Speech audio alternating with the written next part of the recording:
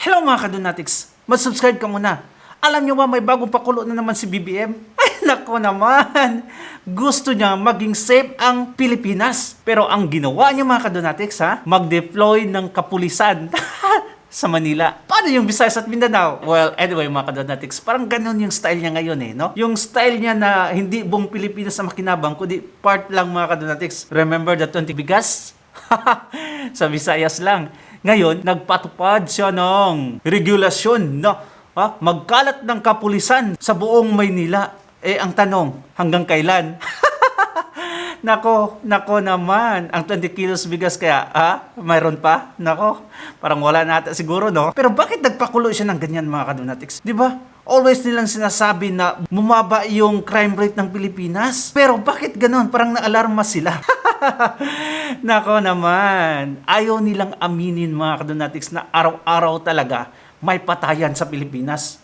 Grabe talaga. Grabe yung criminal mentality sa Pilipinas. Dahil yan sa pagiging weak ng isang leader, mga kadonatics. Hay nako. Eto, panoorin na natin yung video. Pabibilisin sa 3 minuto ng pambansang pulisya ang kanilang pagresponde laban sa krimen.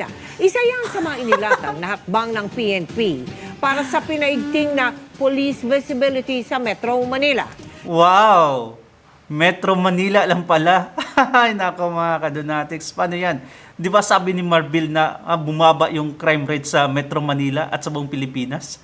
But ngayon, nag-deploy ng kapulisan. Utos yan ni PBM, Kasunod ng utos ng Pangulo, nakatutok si June Veneracion. Nakakatuwa. Mahigit 21,000 na pulis ang i-deploy para sa pinalakas na police visibility operation sa Metro Manila. Ito ay bilang tugon sa utos si Pangulong Bongbong Marcos na dapat maramdaman ng publiko na ligtas sila kahit Ganon pala yung remedyo. Para maramdaman ng tao na safe ang lahat, dapat may pulis. Alam naman natin yung mga pulis mismo, mga kadonatics, may mga masamang gawain. Ganyan ba talaga ang solusyon? Ganyan ba talaga ang dapat mga kadonatics? Comment down below. Yung sa time ni Tatay Digong, mga kadonatics, hindi naman siya nag-deploy ng ganyan karami. Pero bakit safe yung feeling natin? Bakit makalakad tayo ng gabi? 10 oras ng gabi. itong si BBM, mga kadonatics, kahit ano na lang maisip niya na ito parang maganda to, diretso na. Klase pagka leader si BBM, mga kadonatics, kung ano lang yung maisip niya, yung tripping niya, yung gagawin niya, which is pathetic. Ay nako. pasabihing bumaba ang crime rate.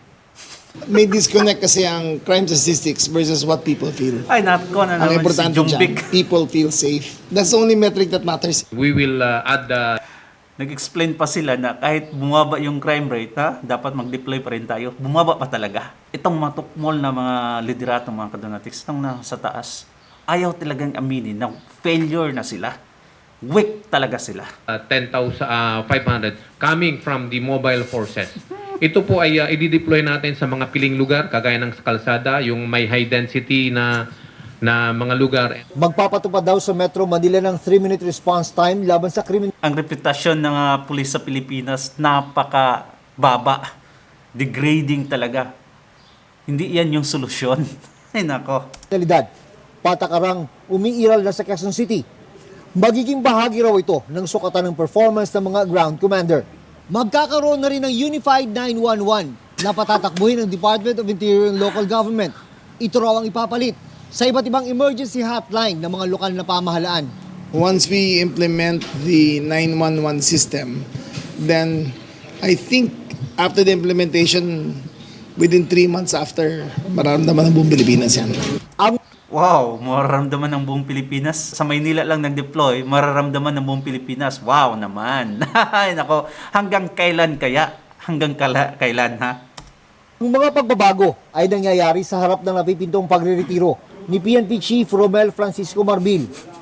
February 6 pa dapat nagretiro si Marbil pero in-extend ng Pangulo ang kanyang termino ng 4 na buwan. Sabi noon ng Pangulo, merong very strong argument para panatilihin sa pwesto si Marbil. Lalo't meron talaga. Okay, grabe. Siya naman yung nagsabi na okay lang mag-drugs. Naiintindihan niya na magdodroga yung mga drivers, pampahaba ng oras para hindi makatulog. Kaya pala na-extend. Ay nako naman. BBM. Sa ganoon kampanya, magtatapos ang term extension ni Marbil sa June 7. Sabi ni Rimulya, nakausap niya na ang Pangulo sa kung sino ang susunod na PNP chief. Meron na siyang napili, pero hintayin na lang natin na siya mag-announce. What do you make of the choice? Excellent choice. Excellent si Diwata.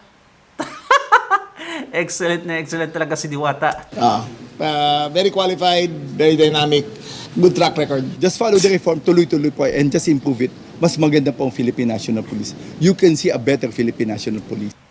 Wow! Para sa GM. You can see a better Philippine National Police. Wow! In 3 years, ngayon mo lang yan ginawa. Paalis ka na sa pwesto. Ay, nako! Ambot ninyo. Ay, nako. Eto, papakinggan natin si palengkeran ng Palasyo, mga Kadonatics, patungo sa deployment ng pulisya sa Maynila. Eto. Okay, nadinig natin, kailangan talaga mas marami yung police visibility. Noon pa namin to talaga nire-request at umuo naman si General Marbil. Parang gumagawa naman siya. Siguro, may mga pagkakataon lang na talaga, pag nakikita natin sa news, mga Christian, minsan yung nakukuha na sa CCTV, yung mga tipong walang police at the time. Sabi nga natin, minsan isolated to, pero Minsan isolated, ha? Nationwide yan, palengkeran. Nationwide yan. Yung krimen natin sa Pinas. Araw-araw, kahit saan na lang. It's no longer endemic. It's pandemic. kailangan pa rin tutukan. Kasi siguro, maliban sa pulis, di ba? Siguro yung mga barangay, mga tanod natin, siguro magtulong-tulong po tayo para maiwasan po natin to. Minsan kasi ang bilis sumaliksi ng iba. Kaya yun yung nakukuha ng CCTV. So, well anyway, pag-iintigin pa rin nito, katulad sinabi ng Pangulo, lalo-lalo na yung protection sa taong bayan, sa mga kababayan natin. Siguro mas lalo pang paigtingin para maproteksyonan sila, lalo-lalo na yung mga nasa kalye. Nako, ano sa tingin niyo mga Kadonatics, ha? Maniniwala ba kayo sa palengkera? Yung mga sinasabi niya? Ay nako, wala nang maniniwala sa kanila. Kasi matagal niya sa pwesto. Ngayon pa nila nagawa yan. Tapos, parang spontaneous talaga mga Kadonatics. Parang yung naisip lang nila na at the moment na, ito parang maganda to. Diretso na. Papatupad tayo. Tapos, nag-ask pa pala ng permission kay Marbil at umuo daw si Marbil. It means mga Kadonatics, si Marbil ang in command. Not them, not the palace. Ay na, naloko na ang Pilipinas. Anyway mga Kadonatics, thank you so much. And once again, please, don't forget to subscribe. Subscribe ka na. Matagal ka na nanonood sa akin, di ba? Thank you so much and goodbye.